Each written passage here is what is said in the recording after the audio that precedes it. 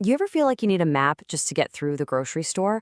All these labels trying to figure out what healthy actually means? Well, today we're going to cut right through all that confusion. This is your simple guide to the language of food. Let's dive in. Okay, you know the scene, right? You walk into the store and boom, you're faced with a choice. Over here, you've got the easy, super tempting stuff. Pizza, chips, you name it. And then over there, you've got the whole wheat bread, the fresh fish, the organic carrots. It's like this classic showdown happening right there in your shopping cart, every single time. So that leads us to the big question, doesn't it? I mean, beyond that gut feeling that one is good and one is bad, what's the real difference? Like, what's actually going on there? That is exactly what we are going to break down right now.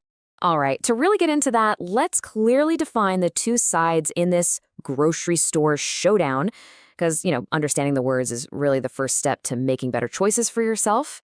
So, first up, let's talk junk food. And this term, it's not just about what tastes good, right?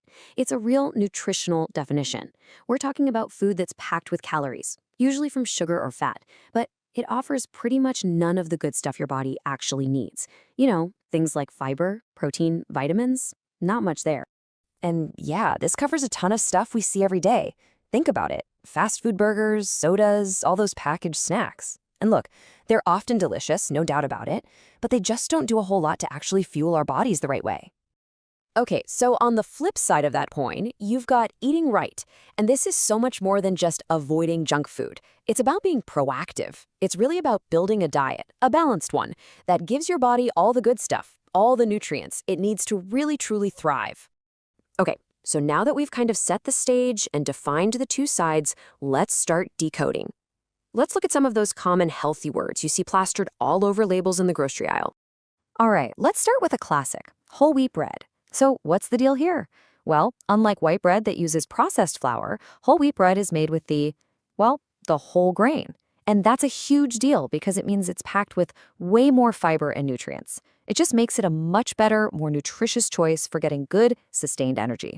Next up, skimmed milk. Super simple, really. It's just milk where they've taken out the cream, the fat. So it's a lighter, lower fat option that still gives you all that important stuff like calcium. Okay, here is a big one. This word causes so much confusion for so many people. What in the world does it actually mean when you see that label, organic? Let's clear this up once and for all. At its core, the simplest way to think about it is this. It's grown without using chemicals that could be harmful to us. That's it. It's really all about getting back to a more natural way of growing our food. Now, to get a little more specific, organic is actually a method of farming. It's a whole system that avoids man-made stuff like pesticides and artificial fertilizers. And this applies to everything, from the veggies in the ground to what the farm animals are fed. It's really a focus on the entire process, not just the food you buy at the end. So you'll probably hear people call organic food the green option. And no, that's not just because a lot of veggies are green.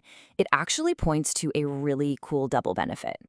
Here's what it means. 1, it's better for your body because you're avoiding those potentially harmful chemicals. And 2, it's better for the environment.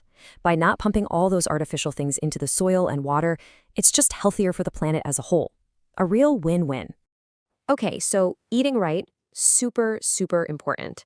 But it's really just one piece of a much bigger puzzle. So let's zoom out for a second and take a look at the whole picture, what we call a healthy lifestyle. See, a healthy lifestyle, it's not a diet you go on and off of. It's really the sum of all your little daily choices. It's everything. What you eat, how much you move, how well you sleep. All those little things add up to your long-term health and well-being. And you can think of a truly healthy lifestyle as resting on 3 main pillars. First, you eat right. That's your fuel. Second, you stay active. That keeps your body strong. And third, you get enough sleep. That's when your body repairs and recharges. And here's the key. They all work together. If you neglect one, the other 2 just don't work as well. Okay, so theory is great, but how do we actually do all this? How do we put it into practice? Let's get super practical now and look at the actual building blocks you can use to create your own healthy habits that actually stick. It all starts with what's on your plate.